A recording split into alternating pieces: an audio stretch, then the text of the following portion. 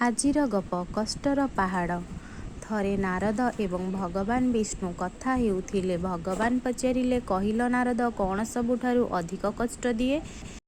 ନାରଦ ଟିକିଏ ଏପଟ ସେପଟ ଚାହିଁଲେ। ହଠାତ୍ ସେ ଦେଖିଲେ ମର୍ତ୍ତ୍ୟରେ ଗୋଟିଏ ଲୋକ ଭାରି କଷ୍ଟରେ ରାସ୍ତାରେ ଘୁଷୁରି ଘୁଷୁରି ଯାଉଛି। ତାକୁ ରୋଗ ହୋଇଯାଇଛି। ତାର ଶରୀର ସାରା ଘା ହୋଇ ଦୁର୍ଗନ୍ଧଯୁକ୍ତ ପୂଜ ବାହାରୁଛି।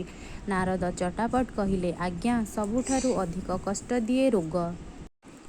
ଭଗବାନ କହିଲେ, ଓ ତଳେ ସେଇ ଲୋକଟିକୁ ଦେଖି କହିଲ କି? କିନ୍ତୁ ତୁମ ଉତ୍ତର ଠିକ୍ ନୁହେଁ। ଏବେ ଦେଖ କ'ଣ ହେଉଛି। ସେ ଲୋକଟି ଘୁଷୁରି ଘୁଷୁରି ଯାଇ ଗୋଟିଏ ଦୋକାନରେ ପହଞ୍ଚିଲା। ଦୋକାନଟି ତା ବନ୍ଧୁର। ବନ୍ଧୁ ଦୋକାନରେ ବସିଥିଲା, କିନ୍ତୁ ସେ ଅନ୍ୟ ଗରାଖଙ୍କ ପ୍ରତି ବେଶୀ ଧ୍ୟାନ ଦେଲା। ଲୋକଟି ବସି ବସି ଅଧୈର୍ଯ୍ୟ ହୋଇ ଗଲାପରେ ପଚାରିଲା, ଭାଇ, ମୋତେ ଦି'ଟା ଜିନିଷ ଦେ। ତାର ବନ୍ଧୁ ବଡ଼ ପାଟି କରି କହିଲା, ତୁ ଦୟାକରି ମୋ ଦୋକାନକୁ ଆସିବୁ ନାହିଁ। ତୋ ଦେହରୁ ଯେଉଁ ପୂଜ ଓ ଗନ୍ଧ ବାହାରୁଛି, ସେଥିରେ ମୋ ଗରାଖ ହୁରୁଡ଼ି ଯିବେ। ଏହା ଶୁଣିଲା ପରେ ଲୋକଟିର ଆଖିରୁ ଲୁହ ଆସିଗଲା।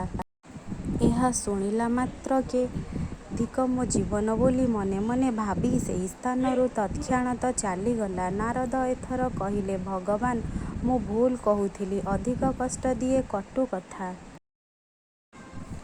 ଭଗବାନ କହିଲେ, ଯଦିଓ ଠିକ୍ କହିଛ, ତେବେ ସମ୍ପୂର୍ଣ୍ଣ ଠିକ୍ ନୁହେଁ। ଏବେ ଆଗକୁ ଦେଖ କ'ଣ ହେଉଛି। ସେ ଲୋକଟି ନିଜ ଜୀବନ ଓ ଭାଗ୍ୟକୁ ନିନ୍ଦି ଦୋକାନରୁ ଚାଲିଆସିଲା।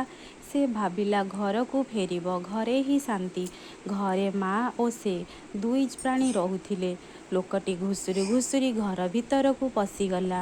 ମା ପାଖରେ ବସି ନିଜ ମନ କଥା କହିଲା ବେଳକୁ ଦେଖିଲା ତା ମା ସେ ସ୍ଥାନରୁ ଉଠିଗଲା। ଗଲାବେଳେ କହିଦେଇ ଗଲା, ଭଲ ଭାବେ ଧୋଇଧାଇ ହୋଇ ମୋ ପାଖକୁ ଆସିବୁ। ଏ ଗନ୍ଧ ସହି ହେଉନାହିଁ। ଏଥର ଲୋକଟି ଜୀବନକୁ ଆଉ ଧିକ୍କାରିଲା ନାହିଁ। ନିଜ ହାତରେ ନିଜ ଜୀବନ ହାରିଦେଲା। ଏହା ଦେଖି ନାରଦ କହିଲେ, ବୁଝିଲି ପ୍ରଭୁ, ସବୁଠୁ ଅଧିକ କଷ୍ଟ ଦିଏ ନିଜ ପ୍ରିୟତମ ବ୍ୟକ୍ତିର କଟୁ କଥା। ନମସ୍କାର, ମୁଁ ଲିପିକା ଦାସ। ଆପଣମାନଙ୍କୁ ମୋର ପ୍ରଥମ ଗପ କେମିତି ଲାଗିଲା ନିଶ୍ଚୟ କମେଣ୍ଟ କରି ଜଣାଇବେ। ଯଦି ଆପଣମାନଙ୍କୁ ମୋର ଗପ ଭଲ ଲାଗେ ତେବେ ଚ୍ୟାନେଲଟିକୁ ନିଶ୍ଚୟ ସବସ୍କ୍ରାଇବ୍ କରିବେ।